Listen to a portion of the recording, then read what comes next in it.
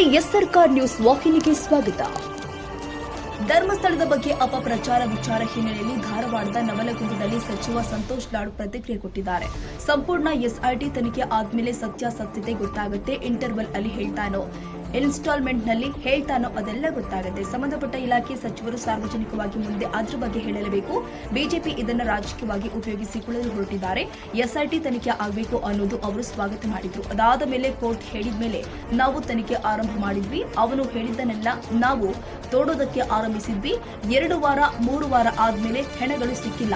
ಹೆಣಗಳು ಸಿಕ್ಕಿದ್ರೆ ಬಿಜೆಪಿಯವರು ಏನ್ ಹೇಳ್ತಾ ಇದ್ರು? ಅವಾಗ ಯಾವಾಗ್ಲೂ ಸರ್ಕಾರ ಕಾನೂನಾತ್ಮಕವಾಗಿ ಕ್ರಮ ಕೈಗೊಳ್ಳಬೇಕು. ನಾವು ಅವರ ವಿರುದ್ಧ ಅಥವಾ ನಾವು ಪರ ವಿರುದ್ಧ ಇರೋದೇ ಇಲ್ಲ.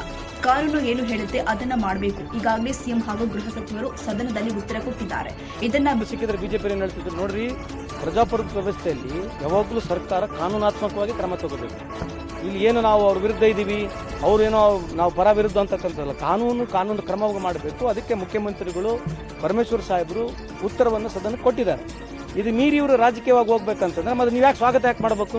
ಏನು ರೀಸನ್ ಸ್ವಾಗತ ಮಾಡಕ್ಕೆ? ಅವಾಗಲೇ ಹೇಳ್ಬೇಕಾಗಿತ್ತಲ್ಲ, ನಾವು ಸ್ವಾಗತ ಮಾಡಲ್ಲ ಅಂತ ಹೇಳ್ಬೇಕಾಗಿತ್ತು. ಅವಾಗ ಸ್ವಾಗತ ಮಾಡಿದ್ರು, 2-3 ವಾರ ತಡೆದ್ರು. ಯಾವಾಗೇನೋ ಇನ್ವೆಸ್ಟಿಗೇಷನ್ ಅಲ್ಲಿ ಏನೋ ಆತಂಕ ಇತ್ತು ಜನರದ ಜೊತೆಗೆ. ಸೋಮಶೇಖರ ನಾಯಕ್, ಎಸ್ ಸರ್ಕಾರ್ ನ್ಯೂಸ್.